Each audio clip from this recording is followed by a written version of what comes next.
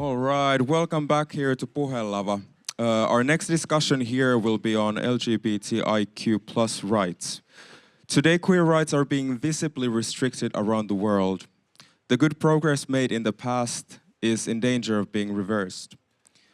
I personally think that it's such an important topic, especially considering the recent political discourses in countries like United Kingdom and United States, where still in 2025, they are implementing very queerphobic and transphobic policies. The anti-gender movement has attacked especially the trans community and is threatening the safety of all queer individuals, communities, and societies all over the world. The next important discussion is brought to you by Kios, SETA, Amnesty International, and Väestöliitto. Now I will welcome to the stage Terry Munasangu, the founder of the Zambian Trans and Intersex Organization, Julia Earth, director of ILGA World and advocacy group for sexual and gender minority rights, and Julian Honkasalo, docent researching anti-equality and anti-equity movements. And this discussion will be moderated by Elina Korhonen, director of the international affairs at the Väestöliitto. Please welcome to the stage.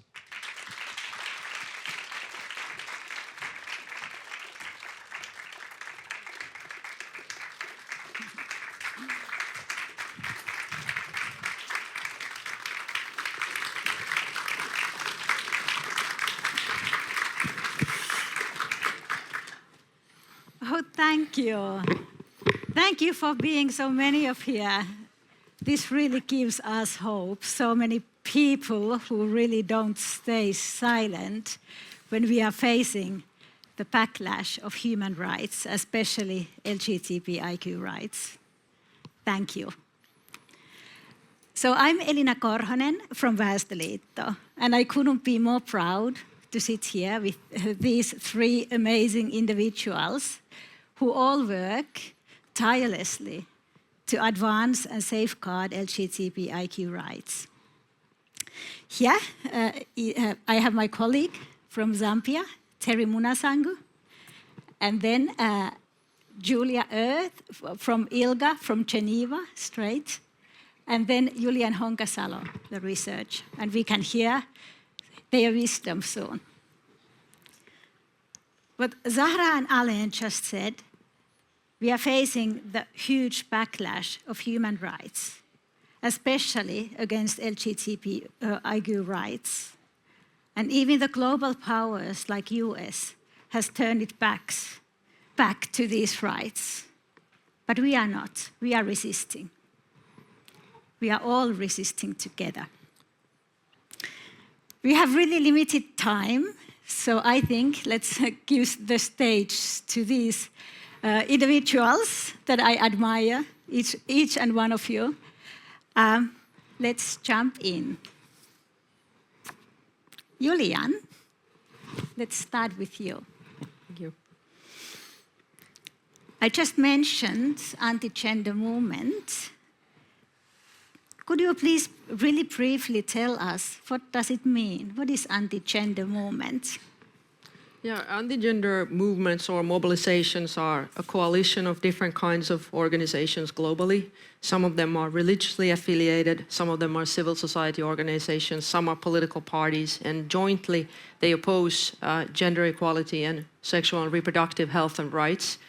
They don't call themselves anti-gender. This is a term that scholars in sociology has given to the movement way back in 2017 and 2018 to kind of like concretize what that movement is about. And a central tendency of that is to make claims that equality and diversity work is propaganda and it's gender ideology or gender theory or woke ideology, as we can hear today. So that's basically in a nutshell what this mobilization is about. Thank you so much. And Julia, you are the next one of my rapid questioning. So you are leading this huge global LGBTIQ movement as an executive director of ILGA World. We know that anti-gender movement is strong, well-funded, well-organized. But could you share us something that has given you strength during this week? Yes, with pleasure. And of course, I could speak about the activism all our members are doing. But what gave me strength and hope this week is actually the birthday of my daughter. She celebrated her 13th birthday yesterday with 8 of her friends.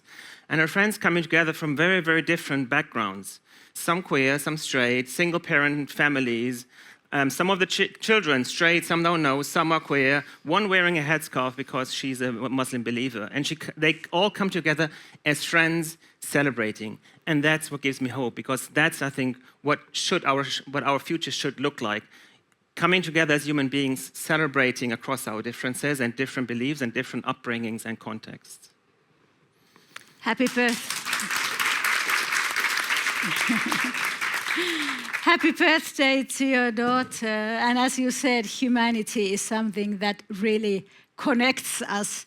Believe it or not, but there is so much more that connects us than that separates us as human beings. But then last but not least, Terry, my beloved colleague from Zambia that I have had pleasure to work with for years. We are so happy that you are here all the way from Lusaka. What has given you hope recently? Thanks, Elena. Despite the context of our country, we have a very hostile environment. What has given me hope is that we have a lot of visibility from the LGBTI communities. People are coming out, especially the young people. They are coming out visibly on social media and other platforms. And then also to add on to what has also given me hope is that some of the issues that the people that have come out in social media especially, the comments that people have written have been positive. It hasn't been like this for the past years. We've always received negative publicity and all, but some of the comments have been good, and if you compare to how the situation has been previously, there's been a shift. And then also, if you look at the sector, we've had a lot of allies that are in support of our movement, so it has given me a positive feeling about everything. I'm hoping for the best. Yeah. Thank you so much. I'm so happy to hear. But when we think about and talk about LGBTIQ rights and the influence of anti-gender movements, Julia, could I please ask you as the global leader who advocates the rights of the sexual and gender minorities, how does the global situation look like? Well, I suppose the global situation of LGBTI people is too complicated to answer that in 3 minutes. But let me give a shot. And let's start with something positive. Well, the LGBTI movement has made enormous, transformational change over the last 50 years. 50 years ago, a majority of countries in the world criminalized consensual same-sex activities among adults. Trans people were in no position to change name or gender in almost any country in the world. There was no protection for LGBTI people from discrimination in the law or from violence in the law, and intersex people were not even recognized within our own movement that we call LGBTI today. So that was 50 years ago. Today, 60 countries still criminalize, but that's not even half of the number of countries that criminalized 50 years ago. More than half of UN member states protect LGBTI people from discrimination in some way or form. An increasing number of countries allows trans people to change name and gender, some of them based on self-identification, and first countries are starting to protect intersex people, and in particular babies, from unnecessary operations and medical interventions. So those are social transformation on an almost unprecedented scale over the last 50 years. So that's where the good news ends. Because now I think we are at the pivotal moment where things are transforming for the worse. For the first time, we're seeing staunch regression in the law as well as how LGBTI people are treated in societies and how our issues are debated.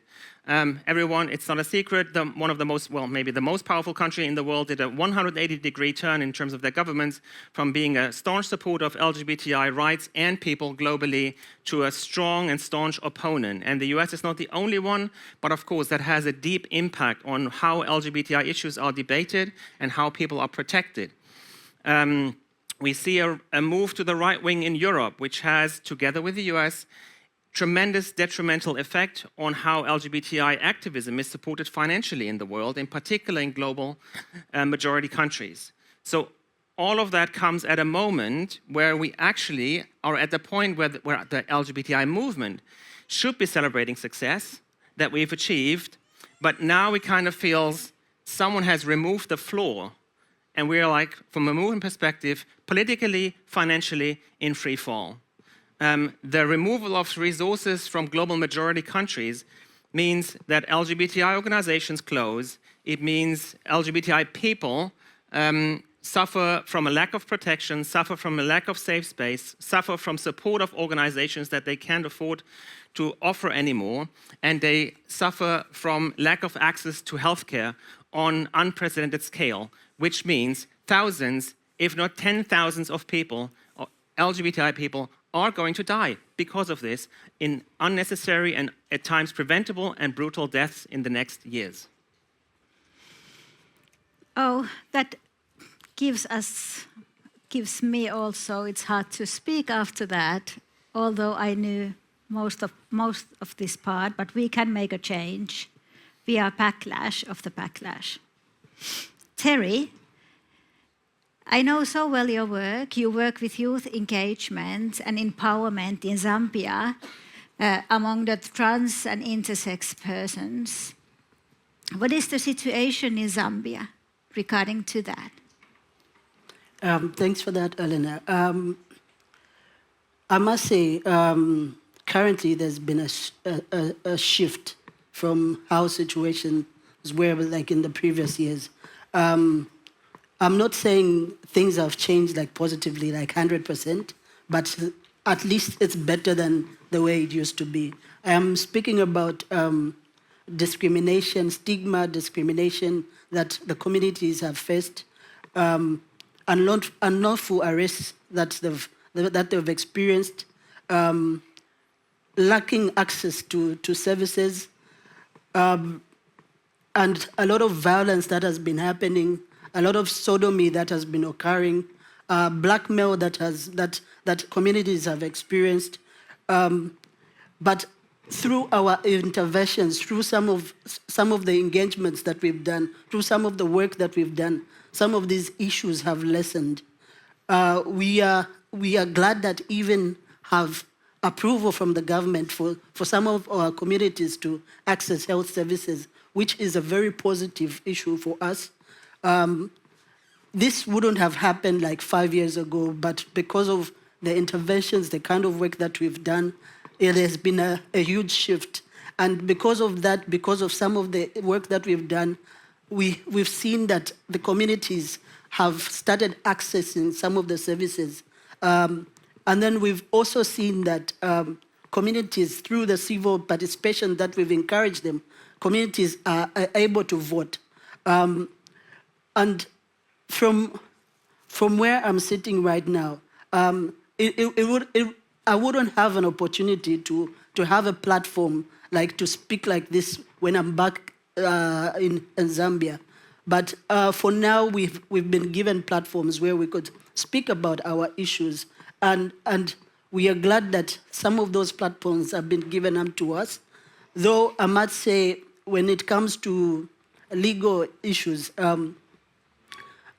the law has been silent on trans and intersex persons, though most of the sodomy, we have the sodomy law that applies mostly to gay men.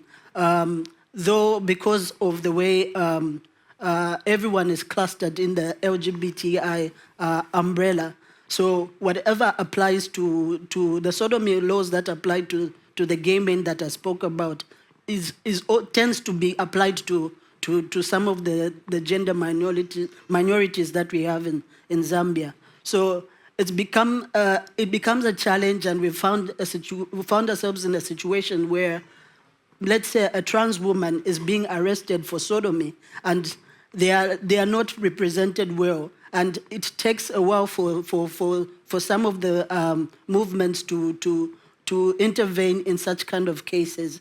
I must say, situations are better handled when it's a gender minority as opposed to a sexual minority.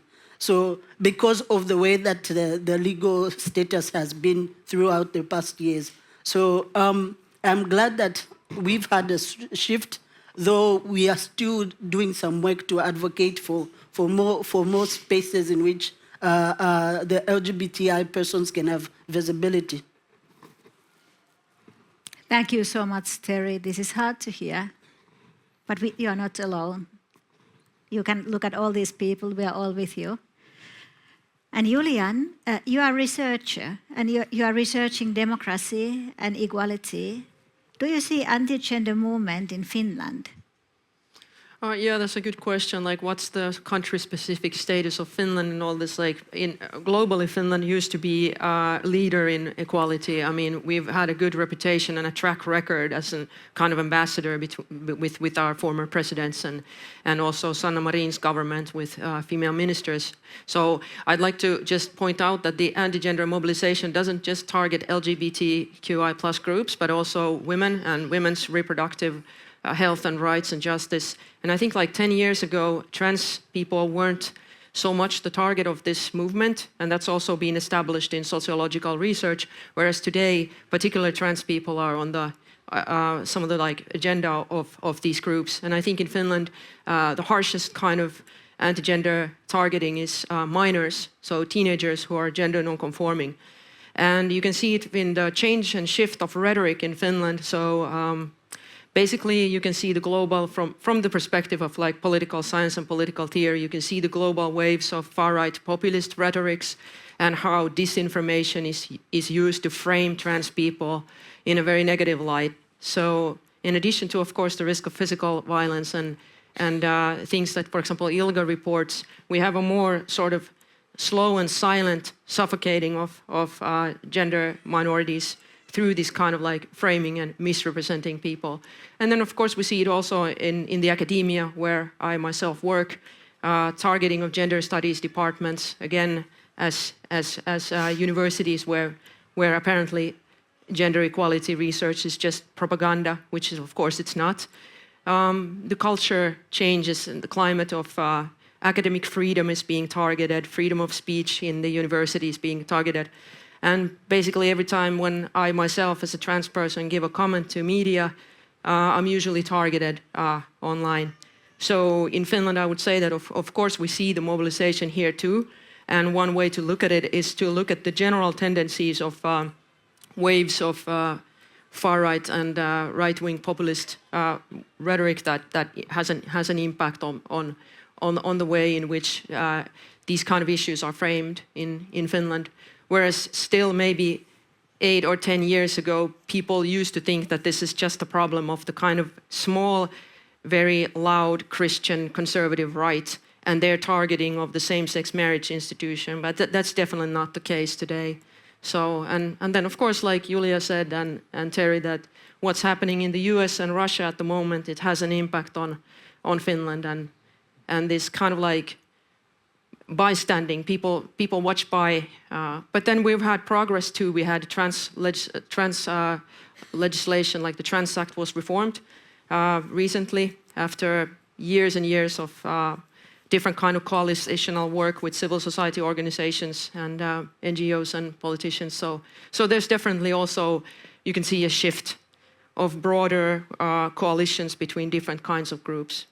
And then finally, I'd like to say again that in Finland, one extremely serious problem that we have is domestic violence against women, our statistics in this country. And then just a general, I think you can see the general discussion of how, for example, media discussions or general discussions about violence against women is addressed, and studies have also been done. So of course the anti-gender movement is also targeting women's reproductive health and rights and justice, and violence is one aspect of that.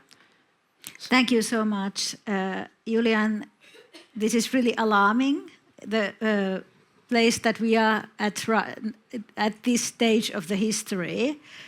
Because we have really limited time, I would give you a rapid round. After all this knowledge, what we just learned, could you please share each one concrete action any one of us can do, starting today, starting from now, to support LGBTIQ rights and push back against anti-gender movement? And let's start with Julian. Thank you. I think one thing that we can all do is to use, wherever it's possible, our freedom of speech and to speak up. Don't stop speaking if you're in a position that you can speak. If you witness that a trans person or somebody else is being a target of hate, then stand up for them if you can. If you can't do that, then do something that's maybe not visible on social media. There's different kinds of ways of organizing. For example, LGBT organizations are now suffering from the lack of funding because private corporations are pulling out because of the Trump administration's attack on DEI.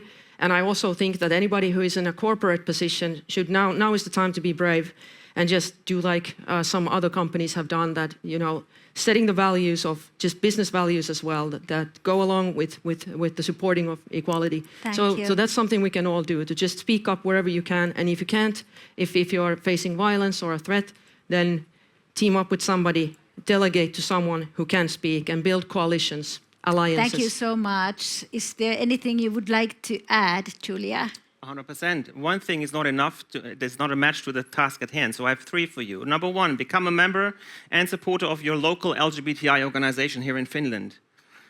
Number 2, if you have disposable income, support LGBTI organizations in global majority countries financially. And number 3, do not stay silent if you see racism, misogyny, or anti-LGBTI narratives within your own circle, but speak out of them, because change does not only happen in New York, in Brussels, or in Helsinki, but it happens on the ground in everyone's circle. So do not be quiet if you see things like that, but speak out. And then about Terry, please, really shortly, one action. One action that I would give simply is, let's support each other. Let us work in solidarity.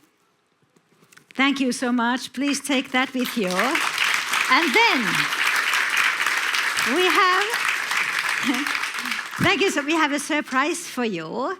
Pema Kenya, that is partnering with KIOS here in Finnish Foundation for Human Rights, has shared a powerful message for us, a video message that we can see for the first time ever here in the festival. It's just produced for us. So let's clear the stage and watch it together.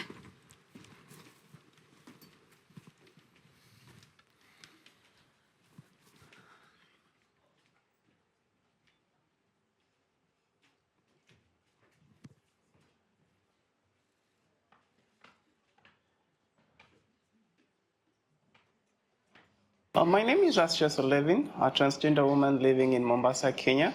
My name is Ishmael Bahati. I'm the executive director of Pema Kenya. I work for this organization that promotes the inclusivity for the LGBT community to be assimilated in the larger community as part and parcel of the community.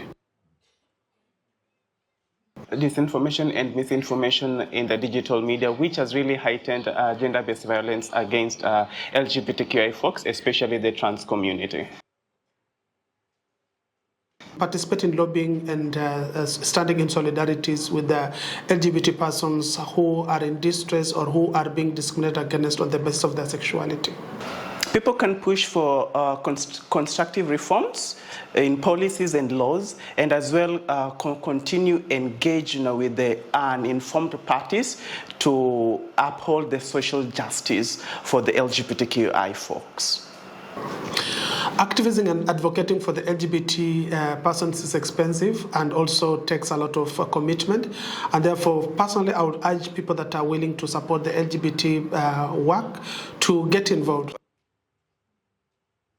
The willingness to unlearn the mental schemas that they have been brought up in, and as well understand the cause of defending LGBTQI human rights with an intent, not from the prism of social political correctness, but from the prism of we are also humans and we need dignity.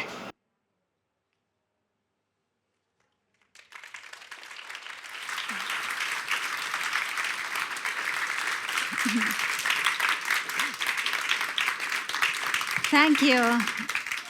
Thank you. We are all humans. We all need dignity. Please take that to your heart. Thank you so much for panelists. The time was too short for your wisdom, so that's why you can now continue the discussion with us in the Lambia. That is, I think it was on the right side there. We are going to go there.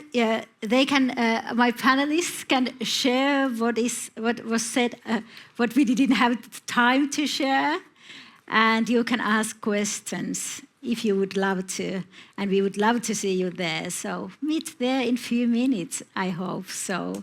And let's all work towards the hope, towards the human dignity, towards the human rights, to make this, to turn this pushback around, because we are much stronger, aren't we? Thank you. Thank you.